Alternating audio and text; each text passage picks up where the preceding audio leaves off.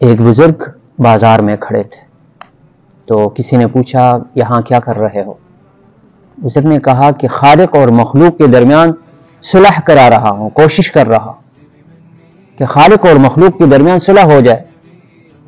تو شخص نے پوچھا کہ صلح ہو گئی؟ بزرگ نے فرمایا نہیں، آج خالق تیار ہے لیکن مخلوق تیار نہیں۔ مخلوق صلح کرنے کے لیے آج تیار نہیں ہے جبکہ خالق صلح کرنے کے لیے تیار ہے۔ کچھ وقت بعد کسی نے ان کو قبرستان میں دیکھا، پھر پوچھا کہ یہاں کیا کر رہے ہو؟ بزرگ نے فرمایا کہ خالق اور مخلوق کے درمیان صلح کرا رہا ہوں۔ پوچھا ہو گئی صلح؟ کرا لی صلح؟ کہا نہیں، آج مخلوق صلح کے لیے تیار ہے لیکن خالق تیار نہیں ہے۔ مرنے کے بعد انسان بدل جاتا ہے، وہ سب کچھ کرنے کے لیے تیار ہو جاتا ہے، وہ اللہ کو راضی کرنے کے لیے تیار ہو جاتا ہے، وہ توبہ کرنے کے لیے تیار ہو جاتا ہے، وہ نماز پڑھنے کے لیے تیار ہو جاتا ہے، وہ عبادات کرنے کے لیے تیار ہو جاتا ہے، لیکن اس کے پاس موقع ختم ہوا ہوتا ہے، وہ اب کچھ نہیں کر سکتا۔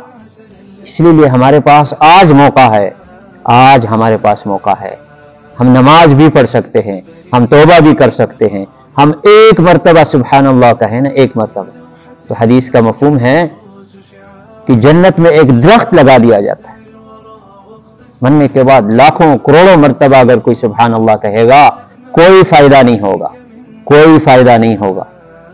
اس لیے آج ہمارے پاس موقع ہے، ہم رب کی طرف پلٹ آئے، ہم بے حیائی کو چھوڑ دے، ہم گناہوں کو، ریانی کو چھوڑ دے، ہم وقت کو ضائع کرنا چھوڑ دے، ایک ایک لمحے کے لیے ہم ترسیں گے، ایک ایک لمحے کے لیے۔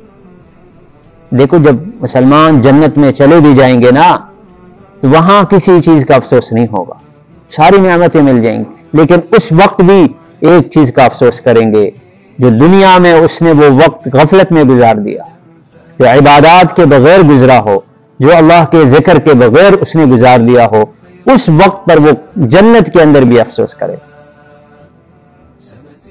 کہ میں نے یہ وقت کیوں ضائع کیا تھا، اس میں خوب عبادات کر سکتا تھا، کیونکہ وہاں اعلیٰ درجے ملیں گے۔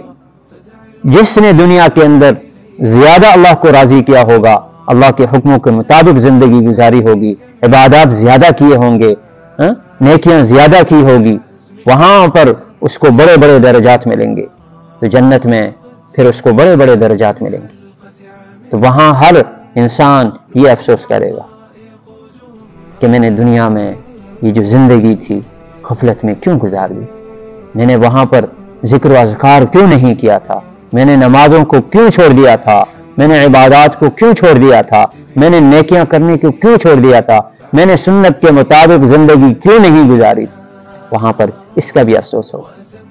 تو اللہ پاک ہمیں